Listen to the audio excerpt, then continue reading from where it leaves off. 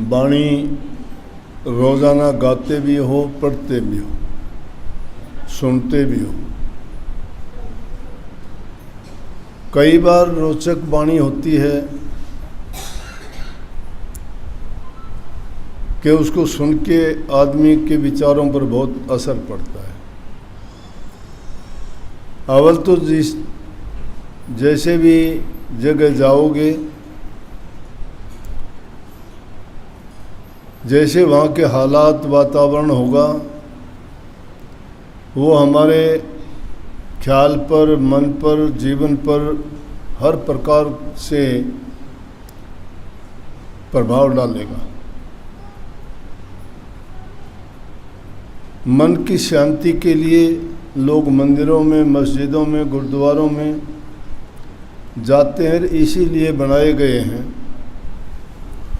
कि यूँ तो हमें रोज़ाना घर में रहते हुए घरेलू संसारी बातें, संसारी कामों में इतने व्यस्त हो जाते हैं कि शायद जो काम हमें सबसे प्रमुख रूप से करना चाहिए, अर्थात भक्ति का टाइम निकालना चाहिए, वो नहीं निकाल पाते। तो उसके लिए ये इसलिए बनाया गया था कि एक जगह पर एकत्रित होके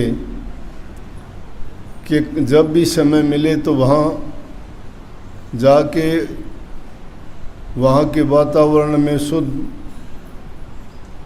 विचारों को सुनना, एक दूसरे से आदान प्रदान करना,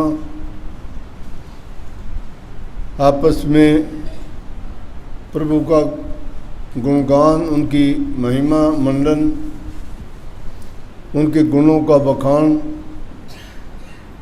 और अपने जीवन में आने वाली भक्ति के रास्ते में बाधाएं हैं, उनके बारे में एक दूसरे से बातें करके उनका समाधान भी निकालना होता है।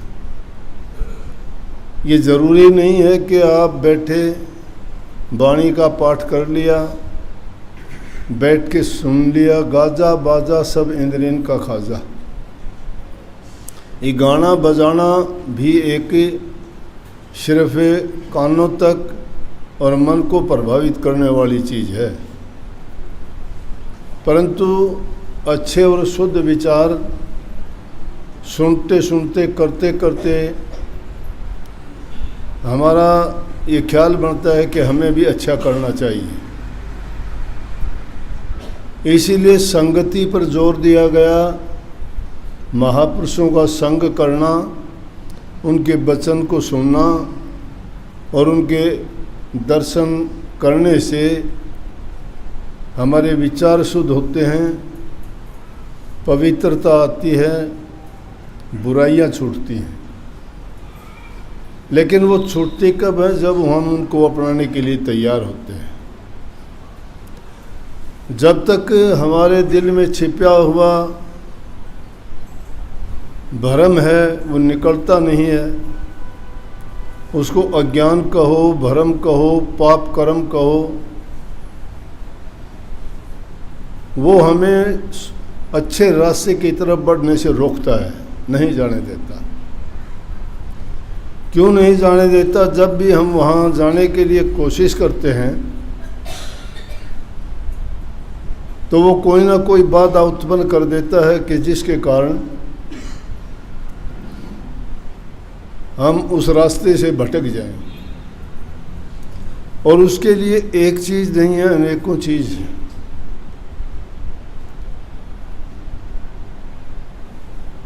इसीलिए वाणी में गाया गया, या दूसरी वाणी होगी कोई, कि मेरे जो पाप कर्म हैं वो मुझे अच्छी जगह नहीं जाने देते, और जब भी कोशिश प्रयास करता हूँ रोक लेते हैं। तो सबसे प्रथम बात है कि इंसान अपने जीवन को अच्छा, सच्चा, सदाचारी और चरित्रवान बनाए। जिस इंसान का कोई चरित्र नहीं होता ना, वो कुछ नहीं कर पाता जीवन में। वो उस बेल की भांति होता है जो किसी सहारे को पकड़ के बेल ऊपर चढ़ती है। लेकिन वो सहारा जब छूट जाता है तो धड़ाम से नीचे गिर जाएगी। इसलिए आदमी को स्वावलंबी बनने के लिए अपने आप को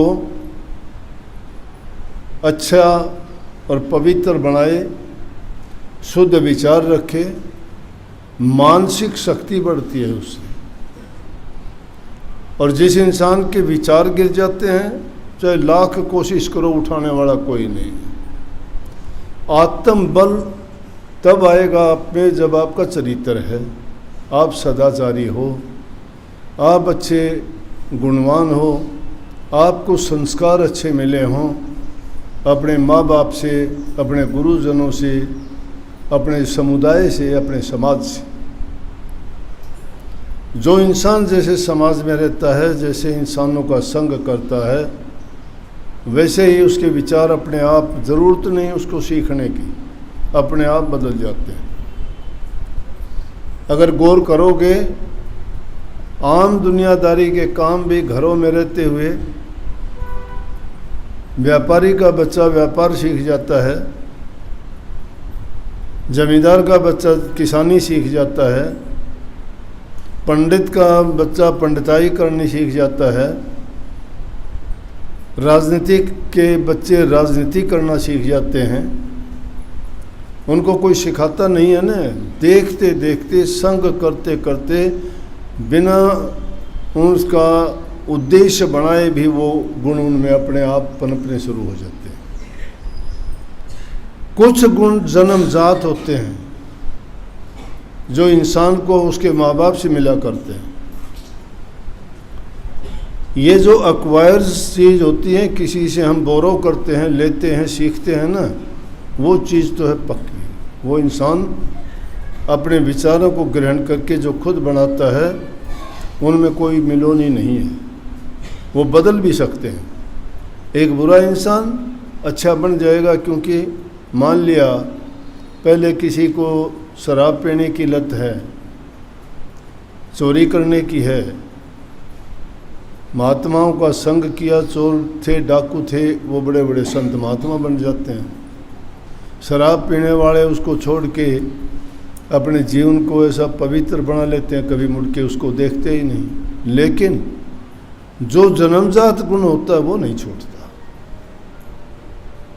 वो उसको अपने माँ बाप से जो मिला होता है ना, वो प्रकट हो जाता है कभी ना कभी। और उसके ऊपर भक्ति का रंग भी मुश्किल चढ़ता है।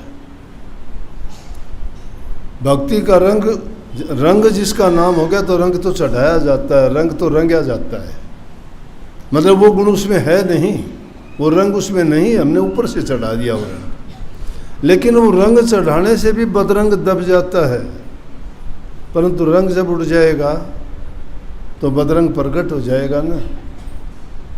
इसलिए अवगुण इंसान के प्रकट हो जाते हैं। चाहे वो भक्ति के रास्ते में जो चलने वाले लोग हैं, आज नहीं, जब से संसार की रचना हुई उसी समय से सबसे महिमा ज़्यादा गुरु की महिमा गाई है, गुरु की। अब गुरु की महिमा क्यों गाई? भक्ति का भी सारा ताना बाना गुरु के इर्द गिर्द घूमता है। गुरु पर यकीन, गुरु से प्यार, गुरु दर्शन, गुरु के वचन की पालना, गुरु की सेवा, गुरु से बताई बातों से साधना करना। जब इन चीज़ों का हम पालन करते हैं तो हमारा जीवन अपने आप सद्धता चला जाता है, गिरावट पे नहीं आता। और नहीं तो कबीर साहब ने जो बात कही, गुरु माथे से उतरे शब्द भी हो ना हो, ताको काल घसीट सी बचा न सके कोई। गुरु है क्या? गुरु वो नियमों का वो दायरा है कि जिससे बाहर निकलोगे मारे जाओगे। वो लक्ष्मण रेखा है गुरु का वचन। गुरु आपको आपके जीवन को संवारने की बात बताता है, गुरु का स्वार्थ नहीं है। लोग सोच लेते हैं इसमें गुरु का स्वार्थ है। कोई कहता है मैंने गुरु तेरा नाम छोड़ दिया। क्यों छोड़ दिया भाई? क्योंकि तू उसके काबिल नहीं है इसलिए छोड़ दिया। ना गुरु पूरा नहीं मिला, गुरु ने पूरा तेरा क्या बिगाड़ा, तेरे से कुछ छीन लिया, ले लिया, घटा दिया।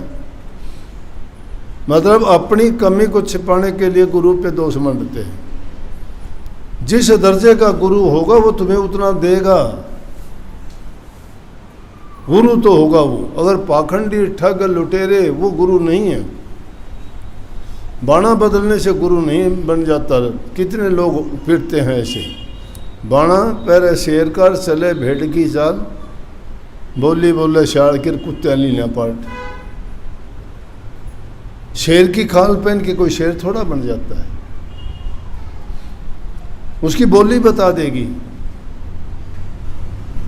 शेर की धाड़ होती है, भेड़ तो म्यां म्यां करेगी।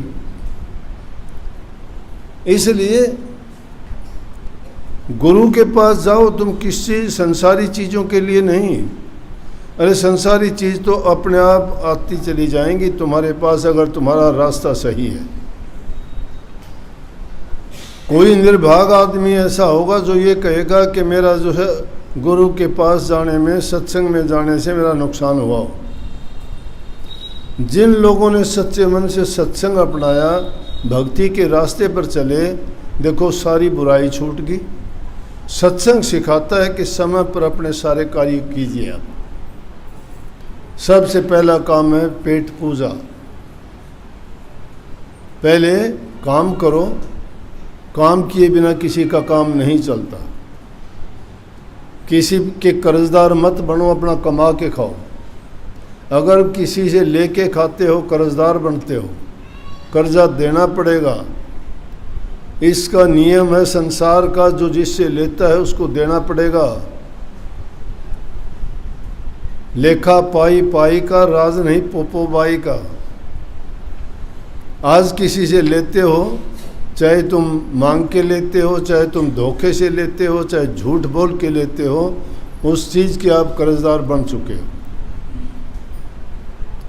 और वो कर्जा आपके सिर पर आज नहीं कल को देना पड़ेगा। नियम बड़ा अटल है, पक्का है। हमें उस चीज़ का ज्ञान नहीं है। हमारे शास्त्रों ने, महापुरुषों ने जिस चीज़ का अनुभव किया, जो त्रिकालदर्शी हुए, उन्होंने ये बात स्पष्ट रूप से कही कि कर्जा जिसका भी होगा आपको चुकाना ही पड़ेगा।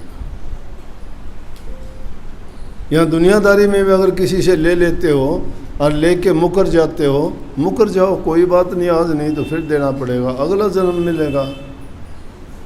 इसीलिए तो नहीं देखते क्या, कोई भैंस बन के कर्जा ले लेती है, ज़मींदारी बात कहता हूँ मैं, कोई गाय बन के, कोई बैल बन के, कोई जमाई बन के, कोई धी बन के, कोई लड़का बन के कर्जा तो लेते हैं, कर्जा ही तो लेते हैं।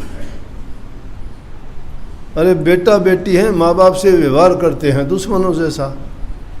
आदमी ईमानदारी सच्चाई से काम करता, अच्छा खिलाता पिलाता है, भैंस धोखा दे जाती है, इतनी बड़ी रकम की लेके आते हैं, खराब हो जाती है, गई। कर्जा था उसका, कोई चुका लिया। कितने बच्चे ऐसे करते हैं, माँ बाप को दुख देते हैं, वो उनका नहीं, वो कर्जा है पिछले जन्मों का। प्रारब्ध के कारण हमें ये चोला मिला है। इसीलिए इंसान के शरीर को उत्तम कहा। ये बहुत मुश्किल से मिलता है, और इसको पाके भी जो इंसान इसका महत्ता नहीं समझता और इसको कोडियों के भाव बर्बाद करता है, वो समझो कि आत्मघाती है वो इंसान। सुसाइड करता है वो अपनी। जो खुद आत्मघात करता है उसको दूसरा कौन बचा देगा? बचाने वाला है, उसकी बात मानते नहीं। वो गुरु ही है तुम्हें, जो हर हाल में, हर ख्याल में तुम्हारे संग रहता है, तुम्हें बचाता है, तुम्हें सही बात बताता है। इसलिए नाता प्रेम का जोड़ो गुरु। प्रेम बहुत बड़ी चीज़ है। प्रेम कुर्बानी चाहता है। कुर्बानी में क्या है कि आपको दूसरी चीज़ों को त्याग के एक ही चीज़ में अपने मन को लगाना पड़ता है। उसका मतलब ये नहीं कि घर गृहस्थी की, दुनियादारी की, खाना कमाना ये छोड़ दो, नहीं।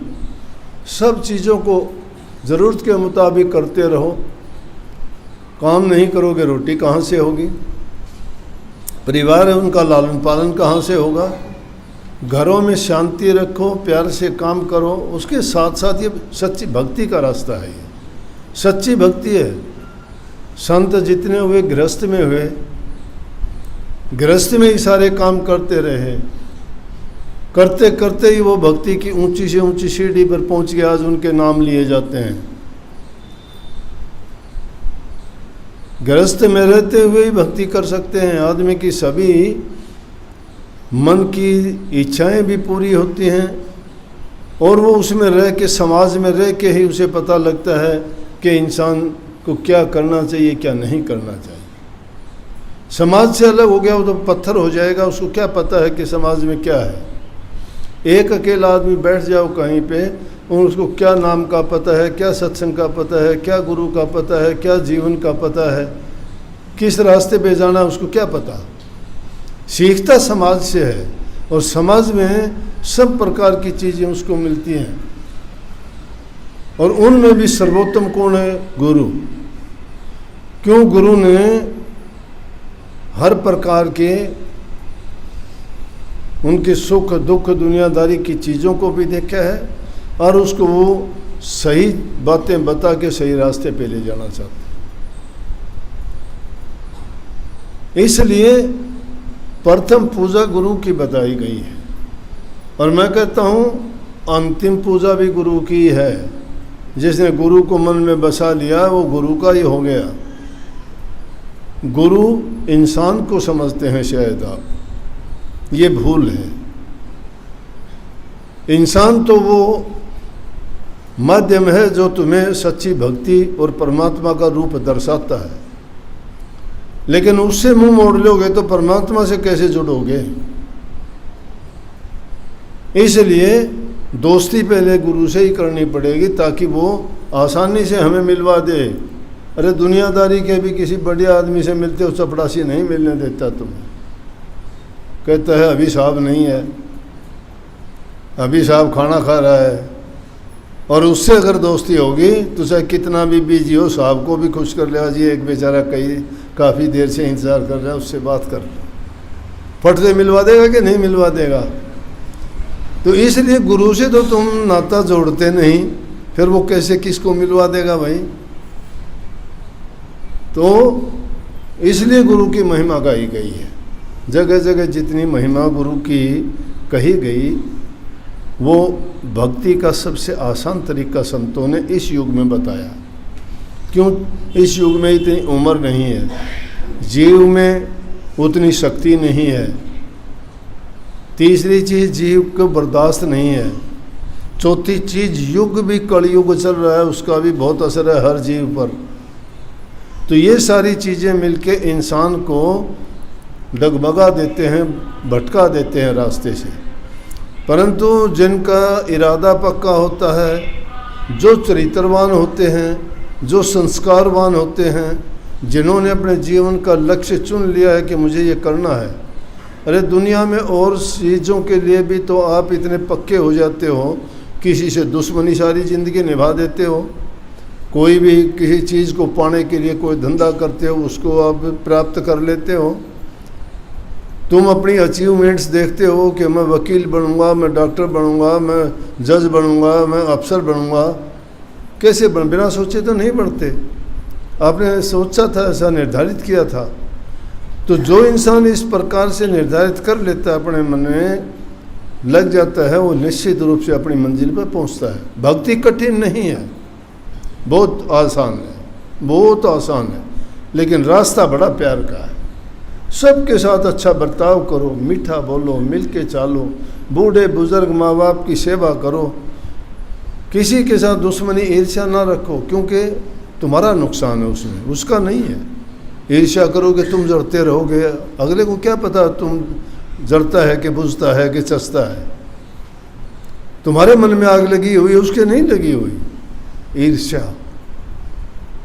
तो वो ईर्ष्या ना करो, प्रेम करो। उसको नहीं पता है तुम प्रेम करते हो कि नहीं करते, लेकिन तुमने प्रेम को उसको प्रेम में उसको बुलाया ही नहीं, याद रखते हो हरदम। तो इसीलिए तुलसी साहब ने बड़ी कमाल की बात कही। वो कहते हैं तुलसी अपना राम न रीज भजो चाहे खीज, भूमि पड़ा सो जाम सिर ओंधा सोंधा बीज।